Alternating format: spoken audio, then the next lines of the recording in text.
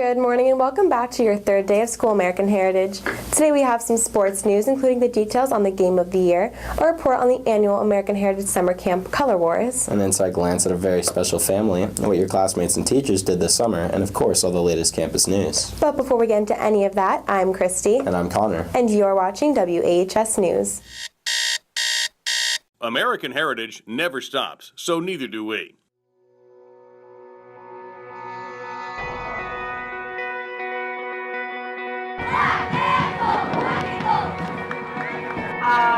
La escena del accidente. Llega, ya llega. I enjoy this so much.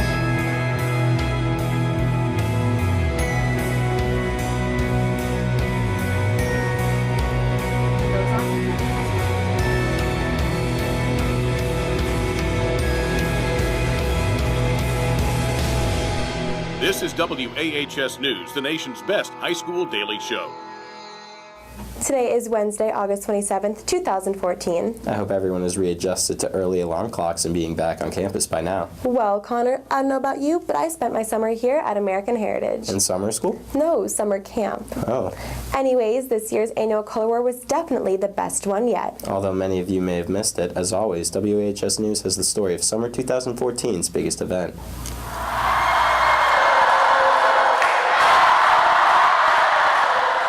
This was Color War. This is our annual Color War that we do every year, where we split the camp into two colors, gold and black, and they basically just face off on the field, in the pool, and in the gym. And this is our opening ceremonies where we kind of show some spirit, like a pep rally, do a little bit of games with our captains to kind of open up Color War and kind of give one team, and both teams actually, some points.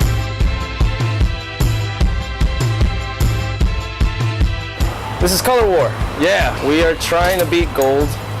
That's what we like to do. I've never done Color War. This is my first time ever, and I'm just super excited. I think it's awesome. I think it's really awesome. I love it. We just had opening ceremonies for Color War 2014 to kick off our Color War games. It takes everybody working as a team, so Team Black all the way. Black attack, black attack. This is the Color War. This is the Color War. This is the Color War.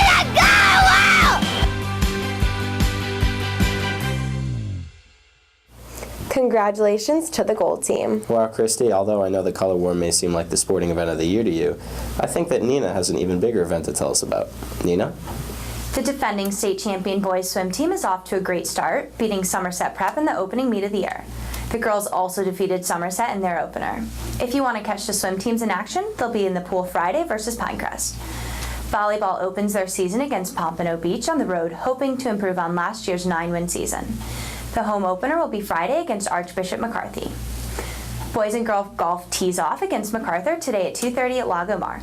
Feel free to attend after school, but quiet, please. However, make all the noise you want Saturday night at the home of the Miami Dolphins and Miami Hurricanes, Sun Life Stadium. The battle between two state champions, the Patriots and St. Thomas Aquinas, is one of the most anticipated high school football games in the nation, and there's no doubt Coach Mike Rump has his team ready for Aquinas.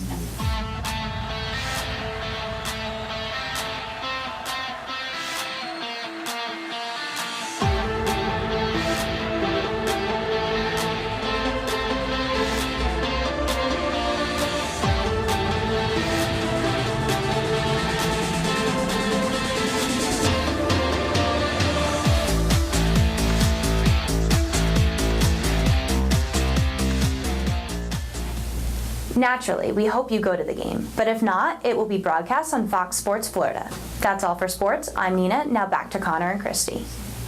I'm so excited for the game Friday night, aren't you, Connor? I am, and hopefully the rest of Heritage will be as well tomorrow during 9th hour. That's right. The first ever Sun Sentinel pep rally at American Heritage will be taking place on the football fields immediately following 8th hour. Students should leave their belongings in their 8th hour classrooms, but be sure to bring their school spirit. Speaking of school spirit, would you like to start us off with some club news? Of course, Christy, tomorrow during lunch, Patriot Pride will be having an emergency meeting to finalize pep rally preparations. Tomorrow after school in the studio, the Potters Guild will be holding its introductory session. Miss Wade will be demonstrating demonstrating how to use a pottery wheel. Friday after school in room 4129, Model United Nations will be holding its first meeting. If you're interested in attending any of the fall conferences, please be sure to attend this meeting. And after those club meetings on Friday, the first weekend of the school year will begin. Oh, Connor, you must have done something fun over summer. I definitely did, but so did a bunch of other Heritage students. Sophie?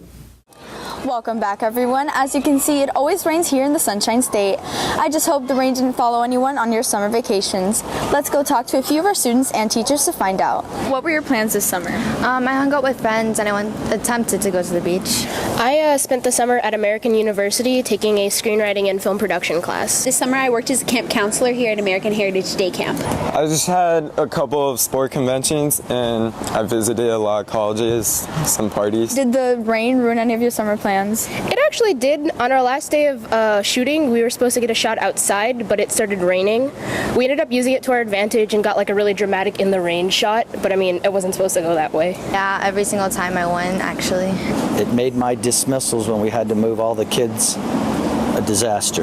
On occasion it would rain and we'd have to be inside for lightning alarm, but we had to make the best of it and do like in-cabin activities. It just canceled out some of the sporting events. So what did you do instead of going to the beach? I just stayed home. Instead, we just had come inside and just chill in the building, do some activities in there. Some games like Four Corners, things like that. When it rains and thunders and lightning, the parents have to leave their vehicles and go to the cabins to get their kids, and it's very, very, very difficult. As you heard, a rainy summer definitely disrupted some student plans, but come the winter, we'll have the last laugh when millions are digging out of the snowstorms. We'll be at the beach. Reporting for WAHS News, I'm Sophie. Thanks, Sophie. I'm glad to see everyone had such great summers. Me too, Connor. Many Heritage students come from traditional two-parent families, but not everyone has that luxury. Fortunately, some South Florida families have opened up their homes and hearts to help foster children. Reporter Christy has more. 36-year-old Shannon Mills never could have imagined her life changing forever. It was 5 years ago when we started fostering. We decided to do that. I've always wanted to help children. It just happened that I went to a friend's house and she had a little baby and she was like, oh, this is my foster child, and then she started telling me about it. She told me where to go, who to contact, and then I went from there. At first, Shannon's husband, Frank, wasn't so on board with the idea. At the beginning, I was a little skeptical about it. When I was growing up, it was kind of like a foster house when we grew up, so it wasn't that hard to accept. The two boys in their life now have a story of their own. We had Benjamin at 4 months. Then they called us and said, Mom is pregnant with Zenobian. So we got Zenobian when he was 3 weeks, and that's pretty much, we've had him ever since. And then once we found out that Benjamin was going up for adoption, they asked us if we were willing to adopt him. Once we said yes to that, then of course they asked if we would take his brother. And of course we said yes. The process of adopting Zenobian and Benjamin have been both rewarding to Shannon and Frank. First of all, it was very rewarding. Helping children out is a great thing to do. It's so rewarding to see them, blossom into these nice children. And some of them come from different backgrounds, different homes. They've been in situations that were uncomfortable for a lot of other people. When they come into an environment like ours, for them it's like, wow. So it's a step-by-step thing process that you do to take them to be comfortable, first of all. Once they do get into it, it's pretty fun. The Mills also feel that they got lucky with the process of adopting Zenobian and Benjamin. We were actually lucky. The organization, they were very, very helpful. The lawyers were very helpful. The judge was extremely happy that we were going to take on this. The system actually worked really well. They worked together and they sped the process up. Along with Zenobian and Benjamin, the Mills also have a biological daughter, Vanessa. I was really happy because they were really fun to play with, and I would miss them if we didn't adopt them. Her parents say she faced challenges before adopting Benjamin and Zenobian. The coming and the going, because that was hard on her. Once we had a child in the home, then she gets attached to them and then they would leave. Now when they come home, they hear this. Hey! From the two boys they never thought would be theirs forever, They now say every moment of their life is Photographic moment. For WAHS News, I'm Christy Cook reporting. Thanks, Christy. It's really great to know that there's such incredible people in our community. Christy, is it that time of day? I do believe it is, Connor. Would you like to tell everyone what the lovely ladies in the kitchen are serving today? The lovely ladies in the kitchen will be serving mac and cheese with baked chicken nuggets. And if you aren't in the mood for that, feel free to opt for the endless amount of lunch options we have right here on campus. Well, that's all for today. I'm Connor. And I'm Christy. Have a great day, everyone. Bye.